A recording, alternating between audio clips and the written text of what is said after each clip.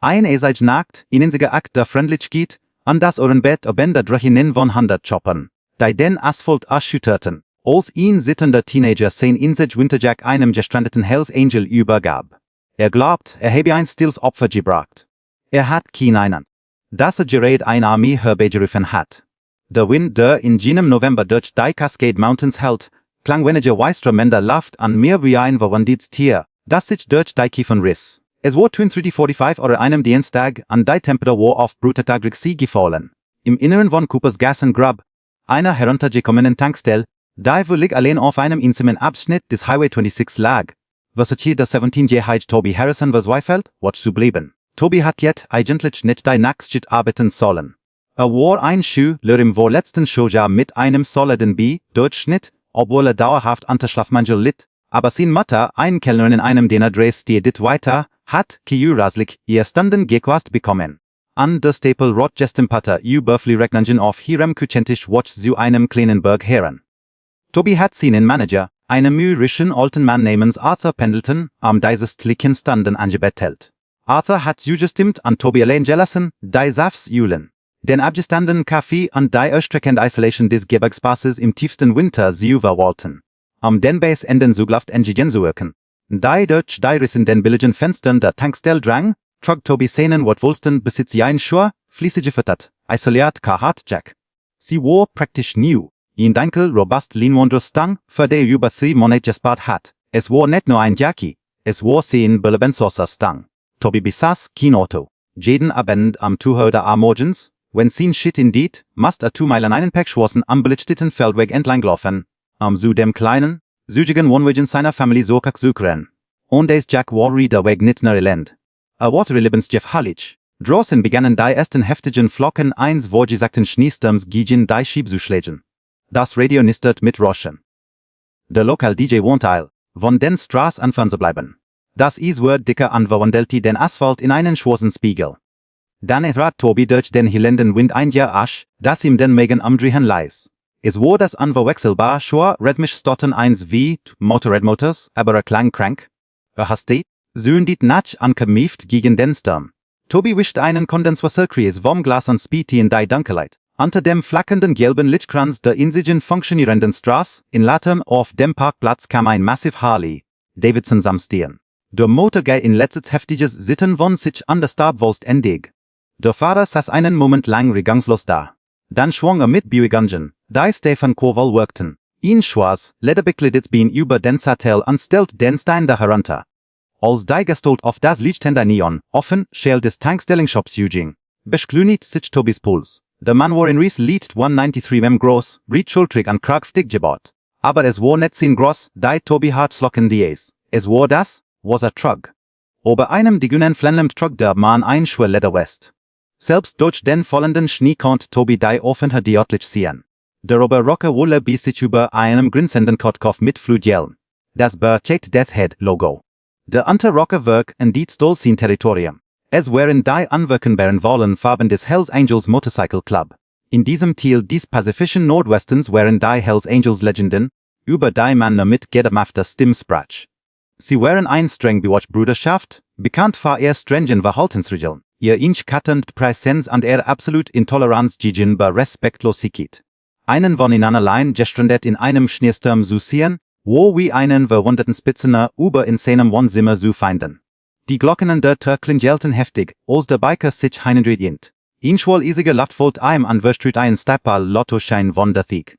Toby bemerkt sofort so ein Ding. Erstens war der Mann älter, wahrscheinlich fähig, mit einem dicken, ergründeten Bart, der Seid mit festem Eis bedeckt war. Zweitens, an beruhigender, zittert der Mann heftig. Seine Lippen hatten einen erschreckend Blaslau entfahren. An sein Haut heit das wachsartig, blutleer aus ihren Schaber Anterkelang. Sag mir nicht, dass du geschlossen hast, Junge. Der Biker quietscht. Sein Stimme war tief und karkesend, aber sie zittert so stark, dass kaum Wort formen konnte. Nein, Sir. Toby stottert, sein Griff am Mob, steilfester werdend. Offen bis Zui. Der Biker nickte langsam und torkelt in den hinteren Teil des Ladens, wo ihn kleiner, roter Häslüfter auf dem Boden orange gelaucht. Brach fast auf einer Milchkist den Benzusemen und hält sein massiven, nackten Titorten eschnend in Richtung der schwarzen W-Rom. Sein Lederwest bot keinerlei Schatz gegen die bis NKT, an sein Dünens Flanell war mit geschmolzenem Schnee durchsetzt. Motorrad hat aufgegeben. Man meldete man fast zu sich selbst. Lichtmaschine glaub ich. Heb das Schienenverlet 2 Meilen sollte kei verloren. Bin blind gefahren, bis der Motor ingefahren ist. Tobi stand hinter der Kasse start. Wo von anderen Angestellten angewiesen wurden, sich niemals mit den Motorradclubs inzulassen. Die gelegentlich im Sommer vorbeikommen, sie in Verk abkassieren, den Kopf an den Holten an sie gehen lassen. Aber das war kein lauter, einschütternder Reitertrop. Das war ein Mann, der Rossa, als würde erfrieren. Ich heb frischen Kaffee, bot Tobi an sinds dem Lied brechend, geht aufs Haus. Der Biker blickt auf, sehen veristen Ogenbrunn leicht hotsch sie Hand. Deserigat. Tobi griff nach einem großen Styroporbecher an, führte ihn bis zum Rand mit dem dampfenden schwarzen Schlick. Das sieht den letzten Zustanden auf dem Rüdiamer Stand. Ging am Deidig herum, hielt einen respektvollen Abstand und riet ihn dem massiven Mann. Der Biker griff danach. Aber sein Echt zitterten so unkontrolliert, dass den Bäcker fast vollen ließ. Dunkler Kaffee schwappt über den Rand, hört aspert sich und verbrand Tobis Kanschell. Aber bleibt standhaft und haft die den Bäcker in die Ächten des Mannes zuvorrennen, bis fest im Griff hat. Danke, Sir. Junge, grunzt der Biker an einen Längen, schmorenden Schlag ohne nur Süßsacken. Name ist Jim, hört aspert sich, sie nennen mich Big Jim Lanson. Tobi, dort der Teenager antrat einen Schritt so okay. Nan, Tobi, du hast der ein Lennart ausgesat, am der Kassi süßtichen. Sagt Jim an Bord ihn Schwarzes, sitten dies Chellern. Da Dubirum des Kaffees schien ein kleines bisschen Farbe in sin Gesset süchig zu bringen, aber das heftig sitten as Art nicht auf. Die Unterklang hat sich bereits tief inziehen können Ingenestet. Brochst du, dass ich jemanden ruf, Mr. Larson? Tobi fragt. Ihnen abschleppwagen. Die Polizei. Jims Augen snappten hoch an Blitzen mit einer plötzlichen, scharfen Intensität. Kein Bullen. Ich broch kein bläunlichter hier draus hin. An ein abschleppwagen min tust mir gerät nix. Ich stellte den Kaffee auf den Boden und reib sich die Eschnand. Ich bin nicht hier, ein Wagen gangsfort Sie kennen, Junge. Mein Kapitelbruder, mein bester Freund, Thomas. Ist im St. Jude's Medical Center in Portland. Sie haben mich vor einer Stunde angerufen. Sagten übersteht die Nacht nicht. Ich muss dort sein. Tobi verspürte einen Stitch der Empathie. Erinnert sich an die Nacht, in der sein eigener weiter in einem sterilen Krankenzimmer gestorben war. An die zweifelt. Restikende Panik rechtzeitig dort anzukommen, sich zu verabschieden. Portland ist 40 Meilen von hier entfernt, sagt Tobi Lees. Die Straße in Versen, selbst wenn die Motorradlaufen abüri ist, du es in diesem Sturm nicht schaffen. Nicht so angesogen. Jim ließ einen frustrierten, rasselnden Hasten los. Ich würde trampen. Ich würde laufen, wenn ich muss. Ich lasse in Niederland sterben. Aspert sich der Biker versachet auf Sustin, sein massiver Keo Upper ragt über Tobi auf, aber sein Bein nickten sofort ein. Fiel auf die Milchkist Zürich, sein Atemflatsch. Will den Kampf gegen die Keilet. An der Abfallszene Temperatur mat ankoordiniert an Schwarz. Tobi blickt aus dem Fenster. Der Schnee fiel jetzt dichter, ihn blendend weißes Blatt, das den Highway verdeckt. Niemand fuhr in diesem Sturm. Trampen war ihn tot zerteilt. Tobi erinnert sich, dass der alte Henderson, ein lokaler Frachtfahrer, hinter der Tankstelle Jepok war und in seiner Kabine schlief, bevor eine schattliche Fahrt nach Portland antrat. Henderson war ein meimerischer Kerl, aber schuldet Tobi ein paar Gefälligkeiten dafür, dass die Mail überdeckt hat, als die Dieselpumpen durcheinander hinterlassen hat.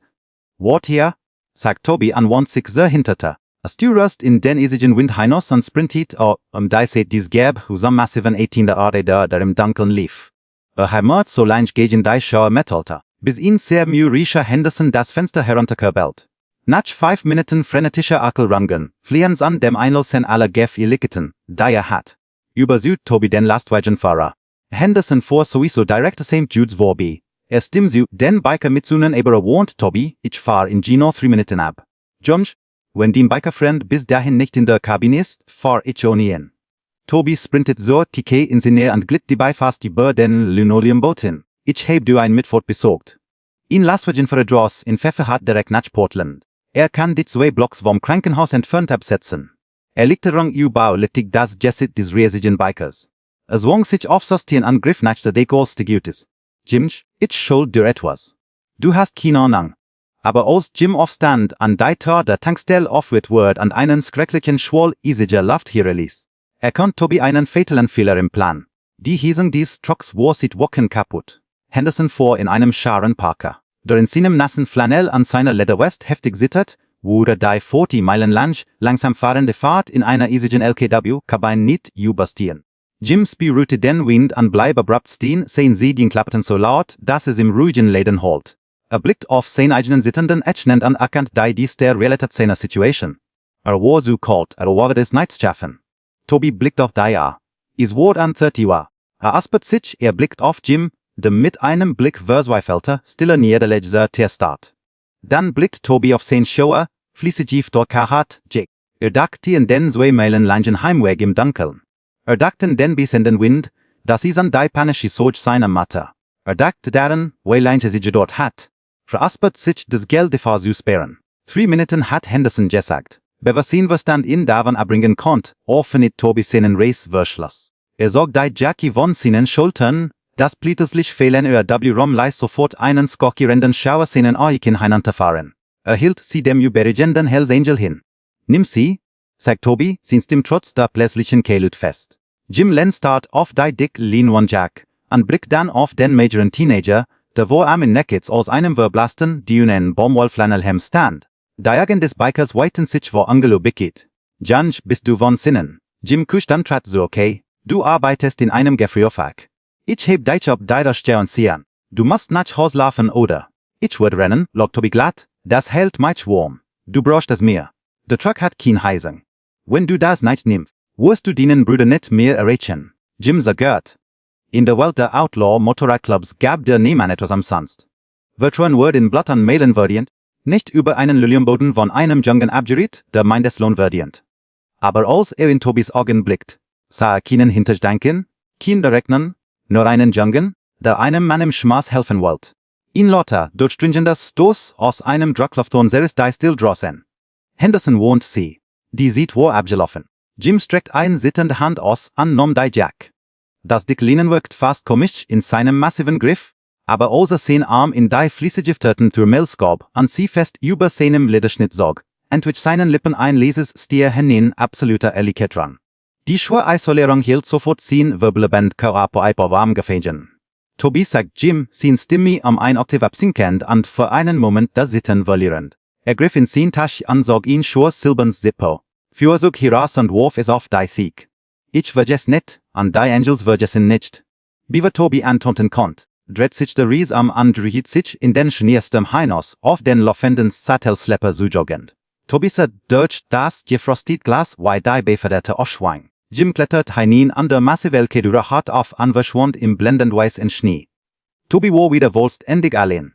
Ging sehr dick, hob das Schuhe Zippo, führ sich auf und skob es in sein Tasch. Es war es gold an seinem Bein. Die entschast 1,5 Stunden verlief in einer kolendleimsamen Geschwindigkeit. Jedes Mal, wenn der Wind die Fenster traf, stört Toby. Als 200 morgens endlich kam, schloss die Eingangstür, schaltet das Neonscheid aus und losgeht die Litter. Stand langen dahinter, graspert sich und starrt in die Pechschwurs nackt. Der Schnee hat oft geart, aber die Temperatur war noch weiter gesunken. Es waren weiter bis sie. Tief Luft holend, stieß Toby die Tür auf und trat in die Nacht. Die Kälte traf ihn wie ein physischer Schlag. Sie schlug ihm die Luft aus den Lungen. Das dünne Baumwoll-Flanellhemd bot dem Wind noch null Widerstand. Innerhalb von 30 Sekunden waren sein Arm mit G-Ansot bedeckt. Innerhalb von 2 Minuten klapperten sie die heftig. Begann zu joggen, Gino wie Jim gesagt hat, dass es tan würde.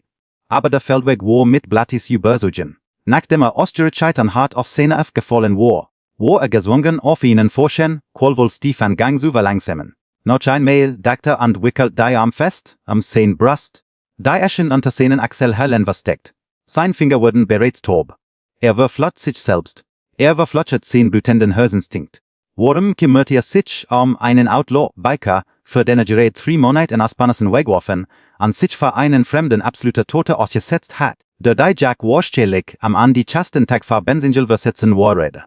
Die Kälte begann zu brennen. Sein Ohren halten sich an, als würden sie von Rasiklingen aufgeschnitten. Hielt sein Augen auf den Boden gerichtet, und setzte einen Fuß vor den anderen, und halluziniert die Dubidirachen seines Wohnwagens. Stellt sich den Heiß auf der Szene Matte vor. Stellt sich ein Heißdoschi vor. Als endlich das schwarz-gelbe Verandelicht des Wohnwagens seiner Familie sah, stolpert Toby.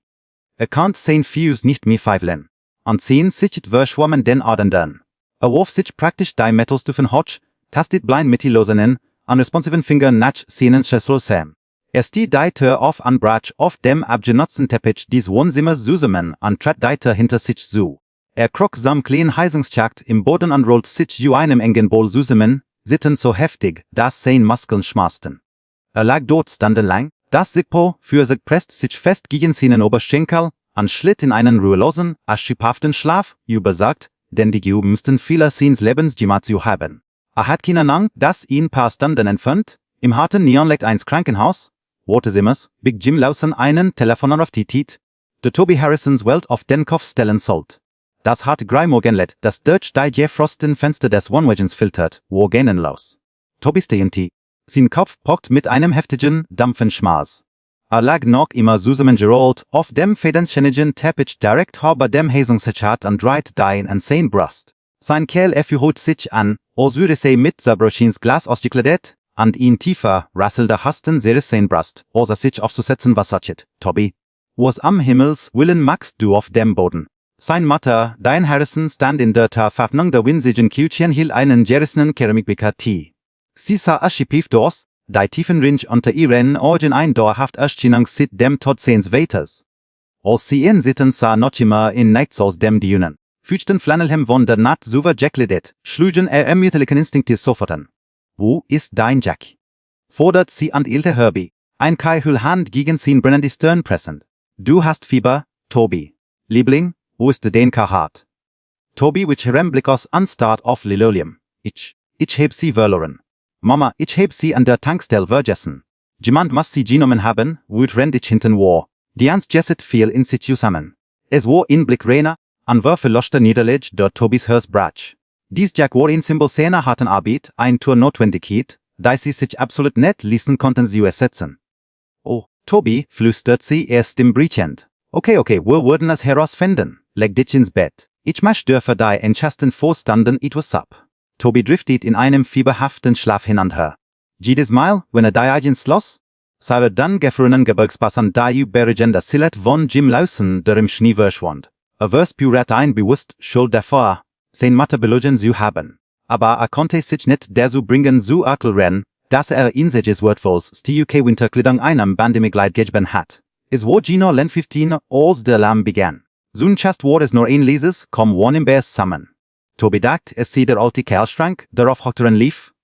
Aber das Zusammenheirat nicht auf. Es wird stetig tiefer, schauer an vibriert durch die Dünen Aluminium an den das Wohnwagens. Diane trat in 10 Inches Schlafzimmer an Blick mit einem verwahrten Ausdruck aus dem kleinen Fenster. Ist das in der Gittersag? Die Glees sind 5 Meilen entfernt. Wir sollten ihn nicht so laut hören Keilenin. Das Zusammen eskaliert zu einem versichern Rumeren. Das Wasser im Glas auf Tobys Nacktisch begann zu kräuseln. Das Gerümt Foto seines Vaters, das im Flur hing, rattert heftig gegen die billig Holzwört lang.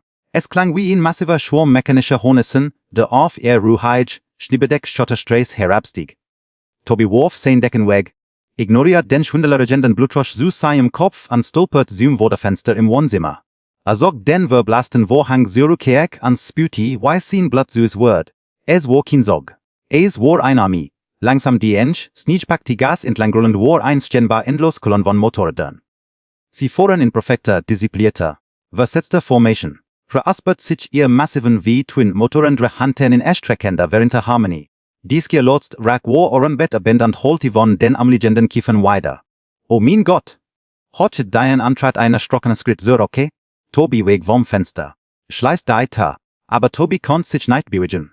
War gelhammt an beobachtet, wie über handharische Gepatchbiker in ihren kleinen Kall, die Sack rollten. Das Krumm ihrer maßgefertigten Harley, Davidsons glitzert gefhöllig in der blassen Wintersonne. Sie trugen Schuhe Leiderschnitt über dicken Capucin-Pullovern und Flannels. Das ikonische Death Head Logo hat aspert sich auf jedem Inselnreichen Jepra Jeti. Die war in der Nachbarn sagten nervös, aber niemand wagt es, nach draußen zu treten. Die Hells Angels hatten die Stray wohlständig abgeriegelt. Die Kolonnen kam samstehen, die Motoren liefen mit einem tiefen, bedrohlichen Donner im Leerlauf, dann. In einer synchronisierten Bührgang, die von jahrelangem gemeinsamen Fahren sprach, wurden 100 seitensten Ende auf den Asphalt geworfen. Die Fahrer stiegen auf.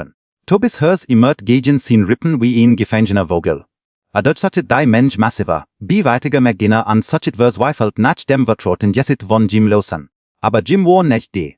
Stattdessen trat ein noch ähnlich getönderer Mann aus der Spitze des Trupps. Wo wie ihn Bietenklotz Gibot antrag ihnen Schnitt mit dem Pratseidenten, offerte auf der Brustseat. Hat ein Nab, die Deutsch sein link Ogenbrau lief, and Ogen so called an hart wie fürs Teen. Der Mann ging snurstrahaks am rostigen Briefkasten wobei den kleinen Betonschweg hotsch und stand direkt war Harrisons Duna Metalta. Klopft nicht. Stand infak den Wortit. Rench Toby, ich ruf jetzt die Polizei, sagt Diane, Aschen sitteten so heftig, dass ihr Handy auf den Teppich fallen ließ. Nein, Toby griff nach Ramam. Mama, bitte nicht. Lass mich das reden. Bever sie ihn aufhalten konnte, streckt Toby ein sittende Hand aus, öffnet das Sicherheitsglas und saugt die Tür auf. Ihn schwol kalte Luft traf in, der den starken, unverwechselbaren Geruch von Abgassen, abgestandenem Zigarettenrauch und Lieder trug. Der Mann auf der Veranda starrt auf Toby hinunter. Aus der he war noch erstreckender. Du bist, Toby, fragt der Mann. Sein Stimme war ein tief, ruhig Kohl. G.A., Sir, gelang es Toby herauszukehren an sein Flannelfest gegen seinen sittenden Kerler zu sehen. Der Mann nickt langsam. Nee, Mr. Wrench, Portland Chapter praseidend. Blicketen Toby wobei zu die im Wohnzimmer kohört. Mama, Entschuldigung für den Lioam. Wir sind nicht hier, drüge zu machen. Wrench blickt so okay zu Toby an griff in die tiefenentische Szene Leder West. Toby sagt instinktiv zu hey, aber der Biker sagt kein Waf heraus. Sagt ein Wort rot, schur lehnwand, kahat Jack heraus. Sisa makelos sober aus und roch late nach professioneller Reinigung. Jim hat mich gebeten. Du das so kicksuchban, sagt Wrench und hielt sie heraus. Toby nahm sie langsam wird trotz Judbot ein besaß Geffe des Trustists. Ist Jim okay? Hatte es geschafft. Wrenchs Hartaugen wurden einem Brottilwitscher ihn schattender Trauer haschit über sein Vernabs jessigt. Hat es geschafft. Kam am Udi vor 5 Uhr morgens in City. Jude san. Hat Gino vorstanden mit Thomas, bevor starb. Hielt sein Hand außer seinen letzten Atem nahm. Wrench hielt ihn an aspert sich. Thomas war in grauen Dankmitglied an seines Chapters. War 30 Jahren Jims Sponsor. Wenn Jim net dort usen modri ihn zu verabschieden, hatte sie ein Zerstrat. Wrench trat einen Schritt näher und ragt über den Teenager. Jim litten Stadium 2, antok lang als der Laswagen Verein absetzi. Da du redset in der Notofte sagten, wenn dies Linwan Jack nicht getrigen hat, wo sin hers wurde KLT gestopt. Biva Jimmels deistet Grenzen erreicht. Toby schluckt schwor und dro hakti die Jack fest. Ich bin einfach froh, dass es geschafft hat. Du wirst das des Night. Junge, sagt Wrench, sin Stimme ein Oktav absinken und ihn Jewett tragen, das absolut Aufmerksamkeit fordert. Du hast einem Typen nicht einfach einen Mantel gegeben. Du hast das Leben eines Bruders gerettet. Und du hast unserem Chapter das Geschenk gegeben, das Thomas mit seiner Familie und seiner Zeit sterben konnte. In unserer Welt ist ein solche Schuld nicht etwas, für das man sich einfach bedankt. Wrench schnippt mit den Fingern. Ein zweiter Biker, ein großer, sklaxiger Mann mit einem langen geflochtenen Bart, trat auf die Veranda und trug einen dicken, schorigen Manila, Umschlag und ein groß schwarz Kleidertasch. Anderson, der Lastwagenfahrer? Redet viel, rat Wrench an nom den Umschlag. Hat Jim Devon halt, wo du nachschichten magst, will den alter Herr gestorben ist an den Mama mit den Rechnungen pieft. Hat ihm halt, wo du jed nach so Meilen im Pechschwarzen Leid hast. Wrench steißt den dicken Umschlag in Tobys Brust. War schwa. Atem Robben schwa. Die sind $12,000 drin, aklevat Wrench sacklich. Jedis Volgipatch Mitglied in drei Bundesstaaten, Chapters hat hüt morgen sin Brieftaschen geleert. Herr Aspert sich. Du besaßt diesen Wohnwagen ab. Du besaßt direkt in deiner Mama. Du schmeit dies Nackschit. Und du konzentrierst dich darauf, dienen Schulabschluss zu machen. Dein Steis Wurmflacher in das Tickets, jeder Maffers Schlutschen aus und presst bei Eschner über den Mann den absoluten Schock. Ich kann das nicht annehmen. Stottert Toby an Wasserchit, den Umschlag sehr joechen. Is war nur ein Jack, is es kein Geschenk, Junge. Es ist ein beglichen Schuld. Du beleidigst uns, indem du es so heike gibst. Wohnt Wrench, obwohl ihn an Flug 1 Chels in seinem Mundwinkel spielt. Verfnitt dann die Reis, verschloss der schwarzen Kleidertasch, die der an der Biker hielt. Darin befand sich ein atembarer Bandy, maßgefertigt, schwarz Ledermotorradjack. Sie war mit dickem thermischem Lammfell gefüttert. Die Kahat ist Gott für den Dreck.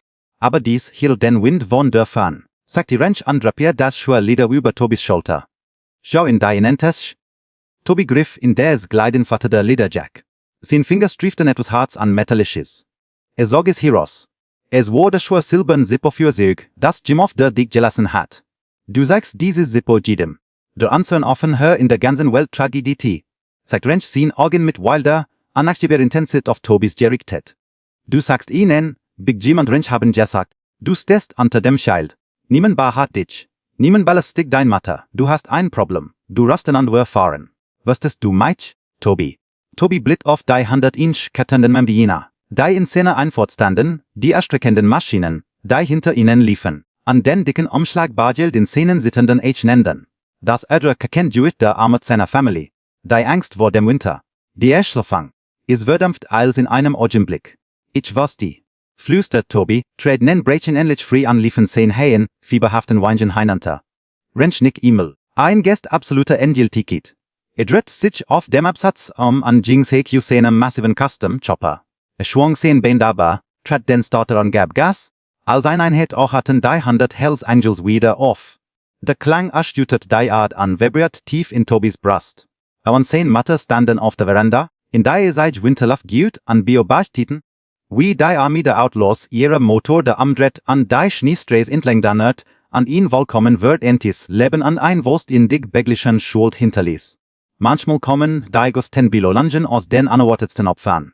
Tobi gab sein Einsage Tätergang gegen die bitter Keleltoff und erwartet niemals, dass ein Armee von Outlaws sin Freundlichkeit mitlebens war an der große Gekit zur Käselen Warriorad. Es beweist, dass Mitchefell ein universelles Sprach spricht, selbst gegen den rasten Menschengruppen. Wenn dich dies unglaublich Geschichte über Bruderschaft an unerwartet Freundlichkeit bewegt hat, facke den Like-Button, TLC mit deinen Freunden, und abonniere von mir unglaublich wahr Geschichten.